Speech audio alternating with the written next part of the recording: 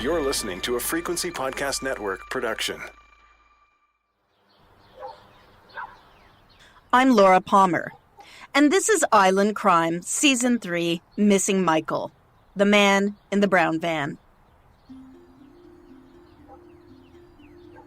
It's early on in my research when I first learn about a lead I can't stop thinking about to this day. A credible source tells me that just over a year before Michael Dunahee vanishes, there is an alleged attempted abduction of a 3-year-old boy at virtually the exact same location. The first incident happens at the intersection of Kings Road and Dowler Place in Victoria. Michael Dunahee vanishes on the same block. This reported attempt abduction has never been made public before. It didn't make the news back then and has never been shared by the police in connection with the Dunahee investigation. Here's what I've been able to learn about the alleged incident. In September 1989, a man in a brown van is observed trying to lure a 3-year-old boy into his van. His enticement, McDonald's toys. A woman named Bev Morrison observes what is happening. She steps in. She exchanges words with the man. He's angry and tells her to mind her own business. The police are called. An officer assigned to traffic arrives. Before he gets there, the man flees. He is GOA, gone on arrival. There's no sign of the brown van. The officer carries on with his duties, and no further work is done on the file at the time. But the woman has made note of the brown van's license plate number. 911, what's your emergency? Dispatch records this information. The man's name, the name of the child, and the child's mother, as well as Bev Morrison, the witness who intervened, are all on file. When I first hear this story, my heart stops. 2 pieces of information gleaned from leading experts in this area immediately come to mind. Stranger abductions of children are rare. How likely would it be that 2 different men attempted to abduct a little boy at the same spot within about a year? And before a successful abduction, there will almost always be failed abduction attempts. I've been told it's rare that offenders are 100% successful. There will usually be some examples or instances where the offender tried to get someone into their vehicle and was unsuccessful. So I continue my work on Missing Michael. I publish the 10 episodes I plan to produce, but I can't get this lead out of my mind. My original source is solid, but unwilling to go on the record with this information. So my work on Missing Michael continues after the original episodes drop. I'm determined to learn as much as I can about this tip. I conduct dozens of interviews. I knock on doors, make cold calls. I try to peel back the layers.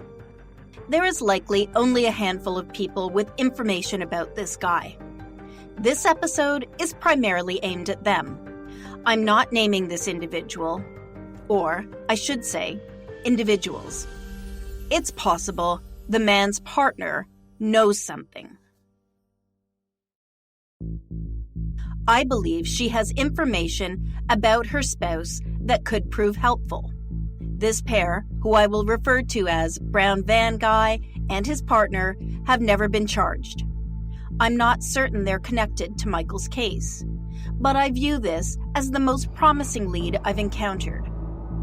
As one source told me, I've now joined a small fraternity of people who believe this pair are worth another look. Just prior to publishing, the brown van man died. He was elderly, and I'm told in poor health. But his spouse is still alive. She too grows older, and she's also unwell. And so the window of opportunity to learn whether they can be excluded is closing. I'm hoping that by putting this story out there, even without naming them, it will spark someone to come forward with information. I believe this lead has the potential to push the Michael Dunahee investigation forward, and I see a significant public interest in doing so. The September 1989 attempted abduction incident involves a brown van. Now, the brown van tip in the Dunahee case is one of the most significant and controversial pieces of information in the investigation. Current investigators don't seem to put much stock in the brown van tip. They believe the child witness who first came forward with the brown van description isn't credible. They now believe that in an effort to be helpful, she provided the information that may have been untrue. But the child is not the only one to observe a brown van that day. There is also Norma, the realtor who spots a van in the alley near the school. You heard my interview with her earlier in this series. The van she describes is similar to the van involved in the attempt abduction. There's also the neighbor near the school who observes a van he clearly recalls because he thinks it belongs to a friend who owns a similar vehicle.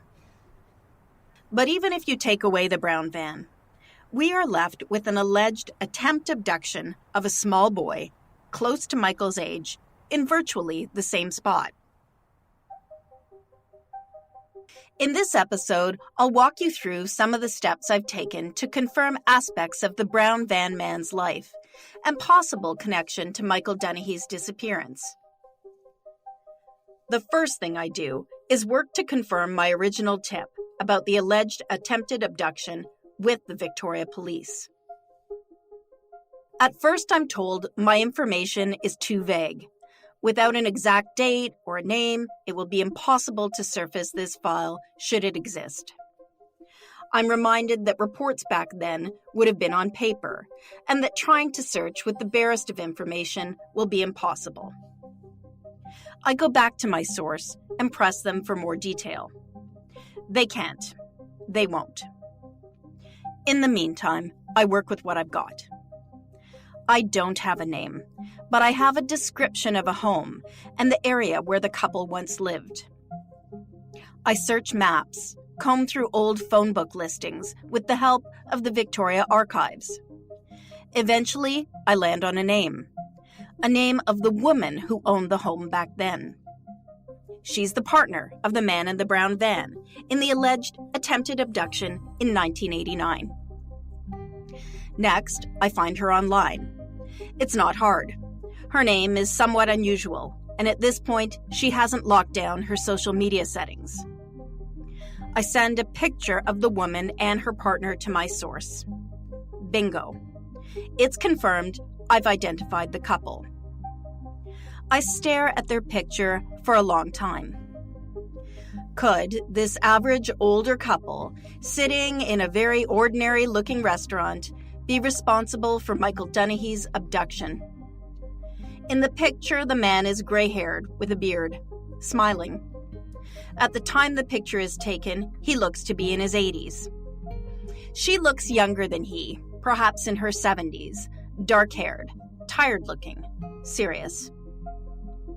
I send her a query with the following message. This may come a little out of the blue, so apologies for the social media intrusion. I'm a journalist working on a story about a cold case. Your name came up as someone who may have information. If you're open to speaking with me, please let me know a date and time that would suit you. All the best, Laura. Now, it's just before Christmas 2021 when I send this message. I get no response.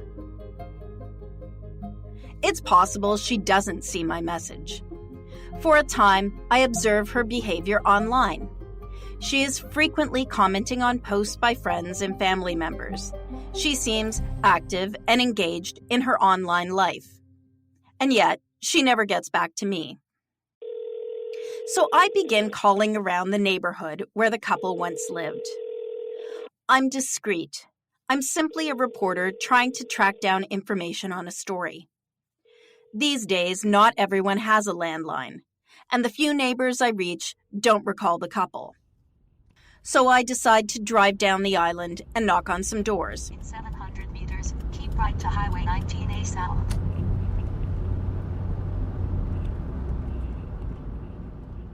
The home where the suspect and his partner once lived is in a quiet suburban neighborhood.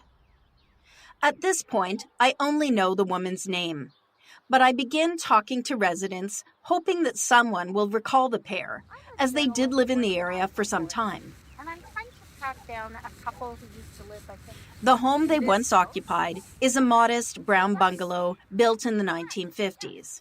Prices have skyrocketed here in recent years. Today, this humble house would likely sell for $1 million. This neighborhood is changing. Young families are moving in. And I understand that they were old. Yes. Really old. Yeah, I think he would be maybe in his 90s. Yes, you heard correctly. I believe the brown van man is about 90 at the time I'm first trying to find him. His partner likely in her 80s. There's an upscale market nearby their former home. But back when they lived here, it would have been a more working-class place. Eventually, I hit pay dirt. Pretty serious story. A neighbor tells me she knows the couple I'm looking for.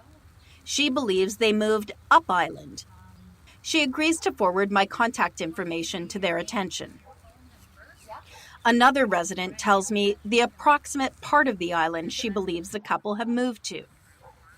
A fellow stops to say he too can recall the couple. They talk about the man having a strong accent, but there is no agreement on his heritage. Do you know if they were close to anybody else? Someone thinks Greek. Another suggests perhaps Eastern European.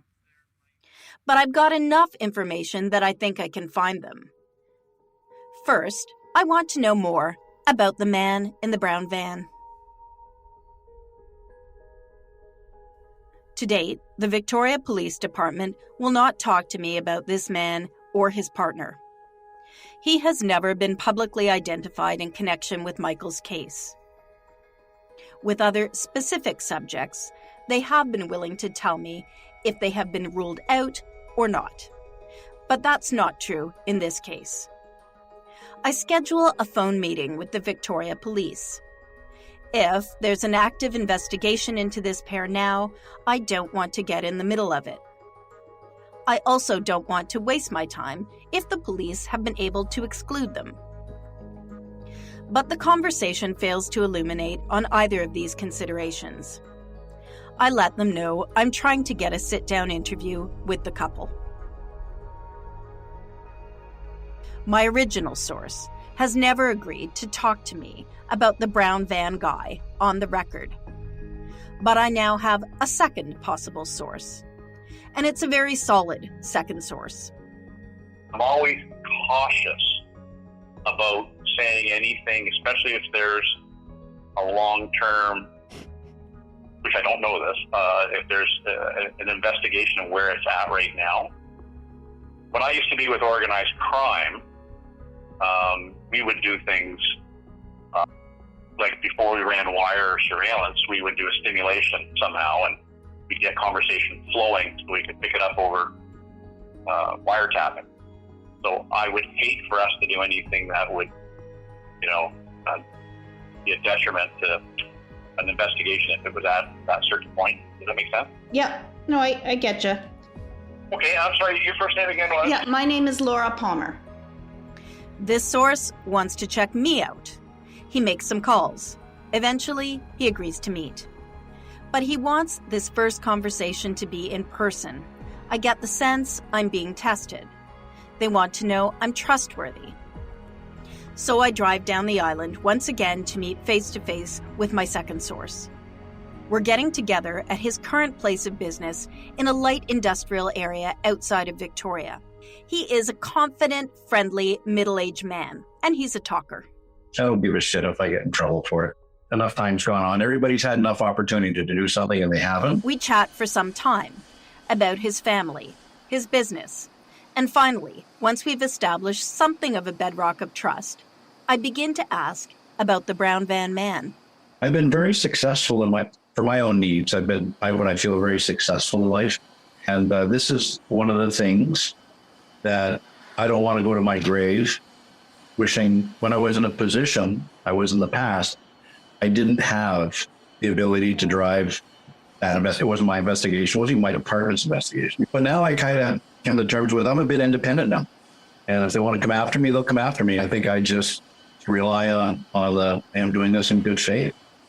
My source, as you've likely already gathered, is a retired police officer. I see the job in law enforcement is our obligation to prove somebody's innocent. And if you can't prove them innocent, then you're on the right track to the person who's guilty. At the end of our first in-person meeting, he agrees to continue to talk to me about why, to this day, he believes the pair could be involved in Michael Dunahee's disappearance. I've never been satisfied he's been proven innocent. And on a balance and scale, my experience tells me there's many more things, not a smoking gun, but there are many things that are too coincidental, don't make sense, and kind of defy logic. Meet retired Saanich police officer Frank Wright. I can't say I'm confident he did it, but I'm less confident that he didn't do it. Frank was a staff sergeant when he retired from the Saanich force.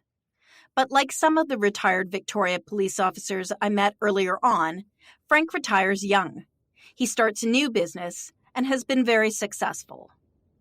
But still, even now, the man in the brown van remains something of a sore point. I begin by asking him to describe how he first met the man in the brown van. I was on routine patrol up at the corner of Prospect Lake Road and Mund Lake Road. At that corner was a brown Westphalia van, camper van parked off to the side of the road. Not a lot of clearance from where that van was parked. It was parked on the curve, being a taller vehicle. It was very hard to see around, so I kind of thought, this isn't really a good spot to park. It's not really safe. And on top of that, it was like, I'd been patrolling out there for months and months and months. I'd never seen anybody park there. So I either stolen vehicle, parked unsafely, or, it's broken down. So when I went to check the car to see if, the ignition had been punched or something like that, in the bushes between the van and the fence, I saw a flash of pink. So I walked over to it, and it turned out it was this gentleman lying down on the ground, and he jumped up quickly, and I asked him what he was doing. He said he was sunbathing. This is where he comes to sunbathe. But over the fence, because it was just a rail fence, like in the distance, probably 400 or 500 feet away, were, little girls of various ages riding horses. And I said, look, if we can see them, they can see you. Get your clothes on and get out of here. And he did. He said, I work for Trudy, and I just come up here on my lunch breaks to sunbathe. I do that. I'm European. This is what I do. He's very, able to speak English and very communicative, and I understood everything he said, but he did comply, and he left. I don't think I'll ever forget sitting across the desk from this guy as he first tells me this strange story of meeting the suspect, the brown van man, lying naked in the forest. And Frank doesn't have to wait long before his path once again crosses with our guy. A couple months later, on a night shift, we got a phone call, and she had said she felt someone was on her property and said she felt someone was prowling at her house at night. Things have been moved in the barn and the stalls. Horses were put back in their wrong stalls. Something's going on. We felt that it was probably a very viable fence going on. So we all drove out there in the same spot, parked at the same place at the side of the road on Prospect Lake and Mund Road was van. So we called our dog handler, and he searched the property but couldn't find anything because there are so many conflicting smells on a farm. The dog just couldn't pick anything up.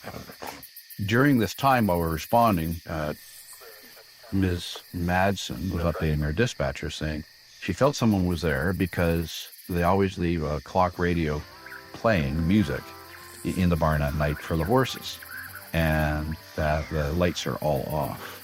When she got home from going out for dinner with a friend, she found that the music was off and the lights were on, and she knows they weren't left that way. So that caused her to believe someone was still on the property. So after I saw the man, I said, I know this guy. I dealt with him a couple months ago. Why don't you get your recruit to take my car? You take your car, go down the road a mile out of sight. Because if he's laying down low and he's hiding, he's going to come back to his car. I stayed there with the car hidden in the bushes.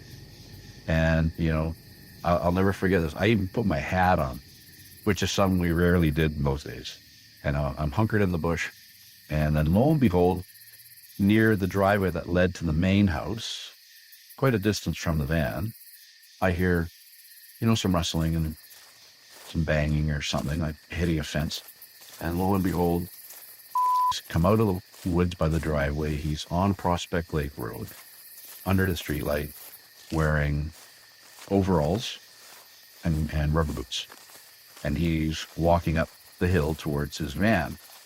When he got close, and we weren't in the direct streetlight, but when he got close, I stood up, you know, said, Saanich Police, you're under arrest for trespass at night. And the fight was on. He totally cold cocked me, took a punch.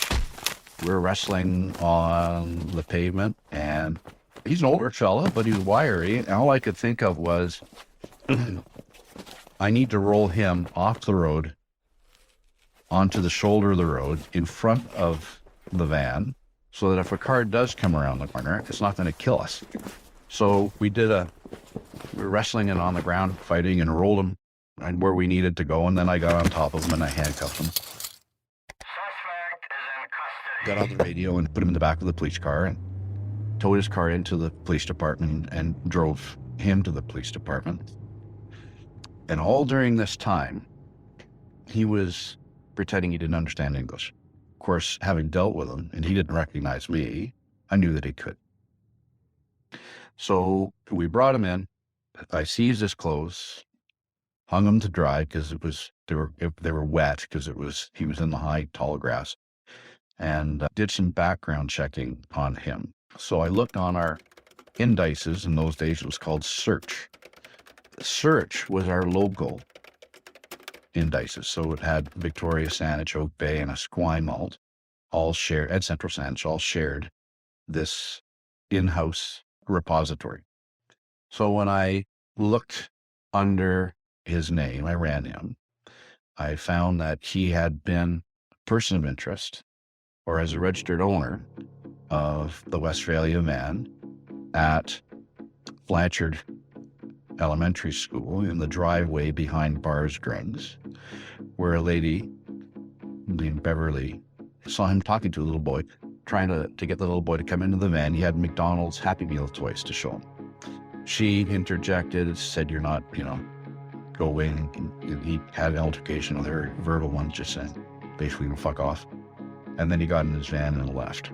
The file, the suspicious person file, actually went to a traffic officer who searched the area, didn't find the van. I've now got stronger suspicion and reasonable grounds to think he's a very strange individual that has almost like a cross discipline. But one of the things that struck me during the Kings Road file, when the kind of joint investigative team flew down to Quantico FBI, the investigator had come back and he did a report, just basically a synopsis of what the FBI said about the suspect and what we should be looking for. And I say we, I mean the police. And one of those points was he will be on police indices, having tried this before. So that just, for me, set, the hair on the back of my neck went up, and I said, we've got to do something now. So I went up to my staff sergeant, it's probably 3 o'clock in the morning,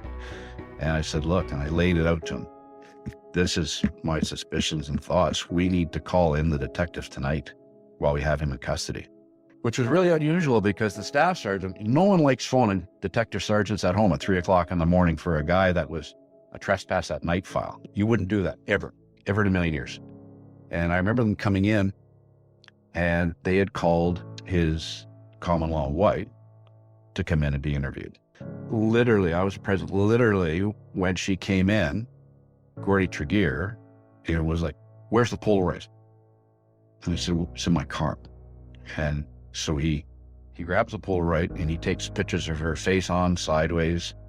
And he said, "That matches the drawing that a realtor," and he meant Norma, had drawn under hypnosis for a lady that she saw, and she was a tipster on the Dunahee file a couple of years previously. But he said, "That matches. Very spooky." The Gordy Tregear Frank is referring to retired as a detective sergeant in 1996. Unfortunately, he passed away just a few years ago, so I'm unable to speak with him about this incident. The Norma Frank is referring to here is the realtor I interviewed earlier in Missing Michael. She's the retired realtor who believes she witnessed Michael's abduction all those years ago. In my research, I've heard varying reports as to what exactly the brown van guy was alleged to have been doing at night with the horses. One of those I speak with tells me he was encouraging the horses to mate while he observed. I request access to the Saanich Police Department records on this incident. The response back from their Information and Privacy Commissioner acknowledges that there are files concerning disturbing activity at a Saanich stable, but tells me they are unable to provide me with any information.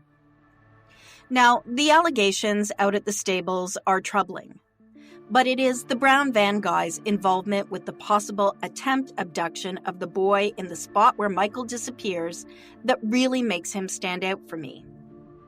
I asked Frank what more he can recall about the report of the September 1989 attempt abduction that preceded Michael Dunahee's disappearance in the spring of 1991. The report is tended the area. The van, a suspicious van, was gone at the time, filling in space and justifying that I took this case and I did do something on it. Now it's concluded. There was no more follow-up at the registered owner's house for the van. And in order to be expedient to get back on the road or go on to something else, some of the things that happen don't really get articulated as well as they should in the report, because nobody likes writing reports, but everybody likes going lights and sirens to an emergency. He describes what the process for filing the report would have looked like back then.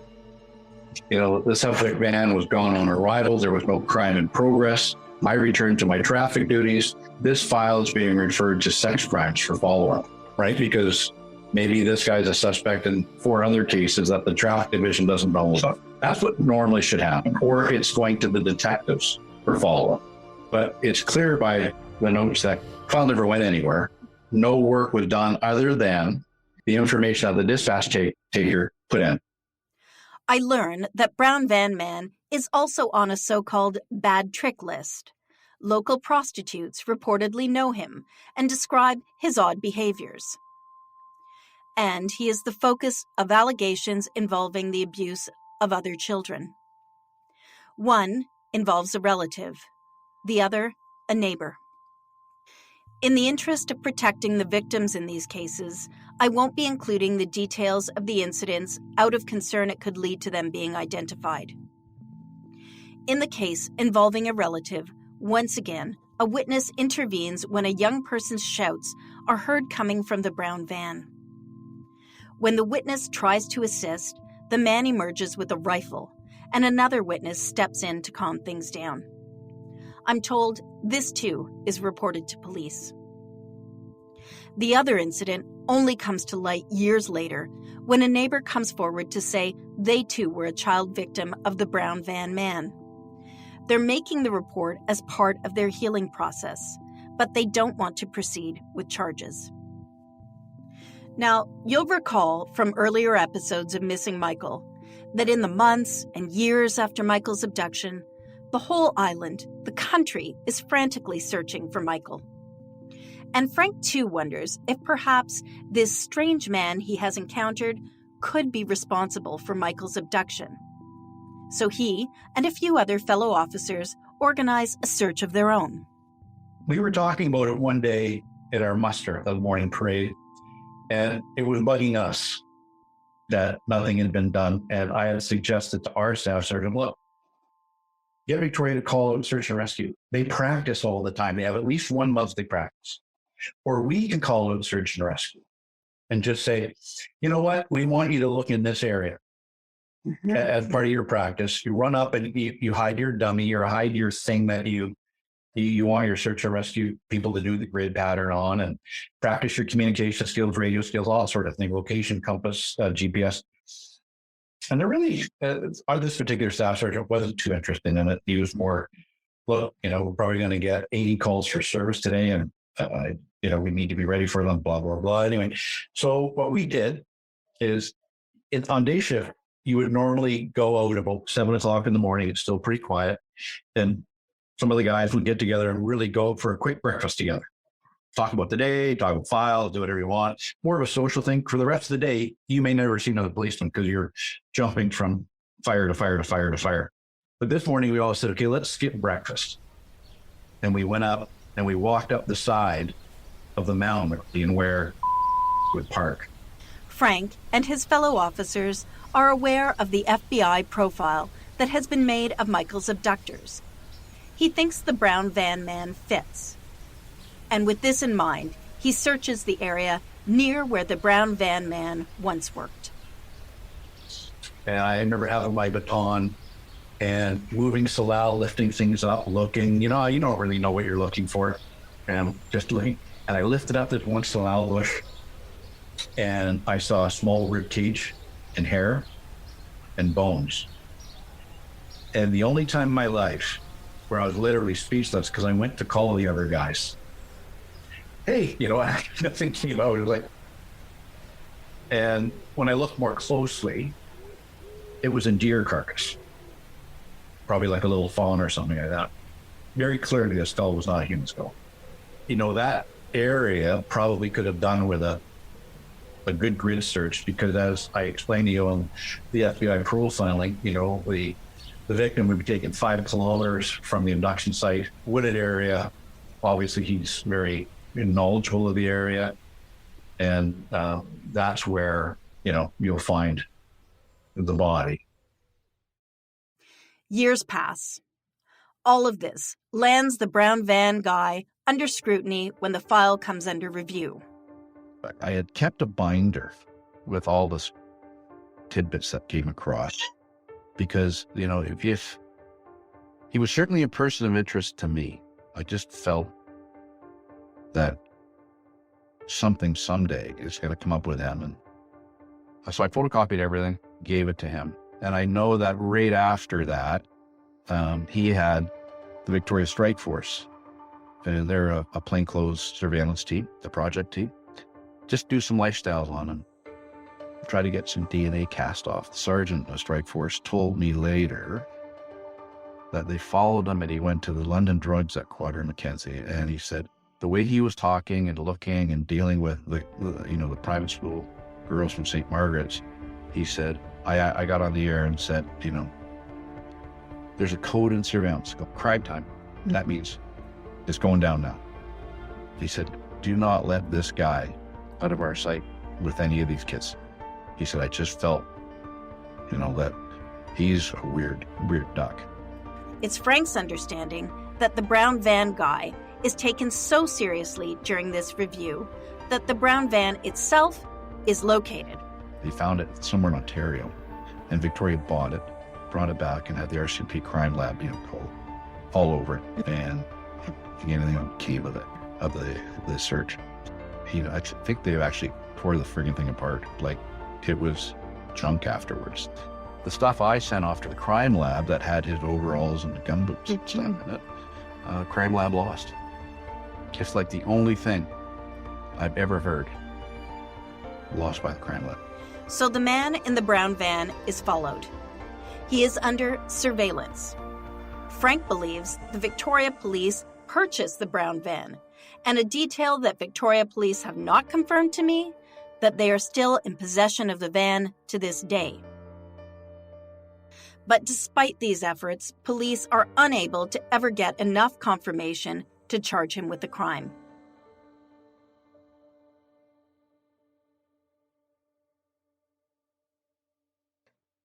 But you feel strongly enough about him that you make this file, a binder, that you hang on to throughout your career. Is that right? Yes. And do you do that with anybody else?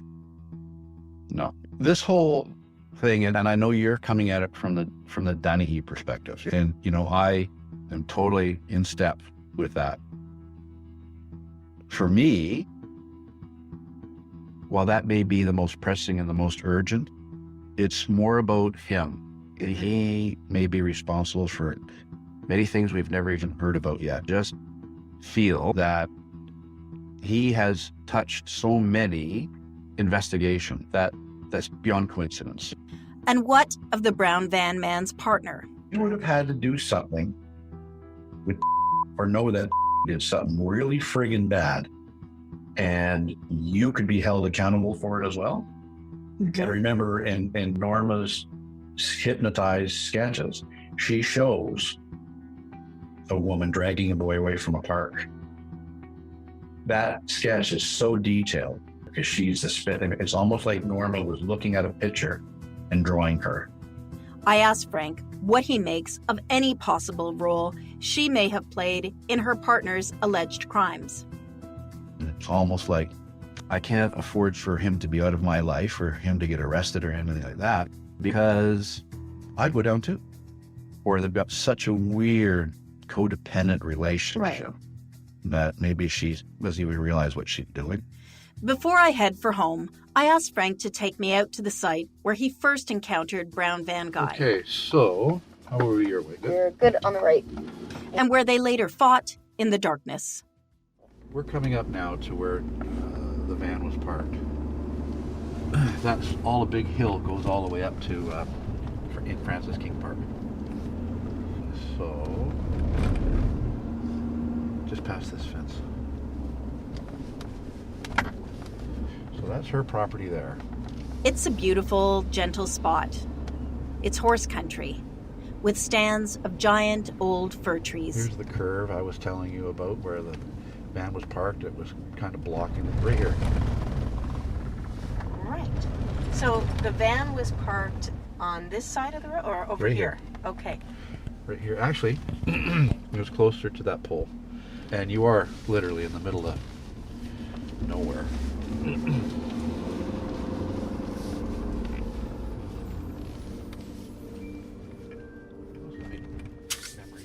Let's take a walk.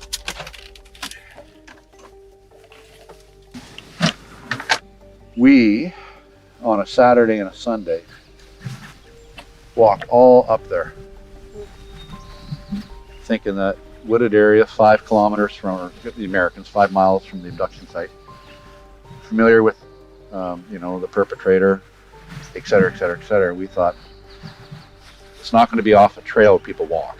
Mm-hmm. It's going to be somewhere, and it's not going to be hugely far in. As I listened to Frank recall what happened here, the search for Michael in this spot, which resembles where the FBI profile suggested Michael could be found. I wonder if this could be Michael's final resting place. If somebody knows something that's insignificant to them, it's going to be crucial to the investigation. Somebody somewhere that you don't even know and the police don't even know exists. Maybe the turning point, maybe the pivotal point where someone will speak. I'm Laura Palmer, and this is Missing Michael, the Brown Van Man, Part 1. As always, I'll leave you with a word from one of Michael's heroes. Michael Dunahee loved the Teenage Mutant Ninja Turtles. Back when Michael was a little guy, loving the magic of the turtles, I had the privilege of being the voice of Michelangelo. I'm Townsend Coleman, a voice actor, and one of the many people who want answers in Michael's case. The Turtles were crime fighters who believed in justice. If you have any information about Michael, please head to michaeldunahee.ca and click on the Report a Tip button.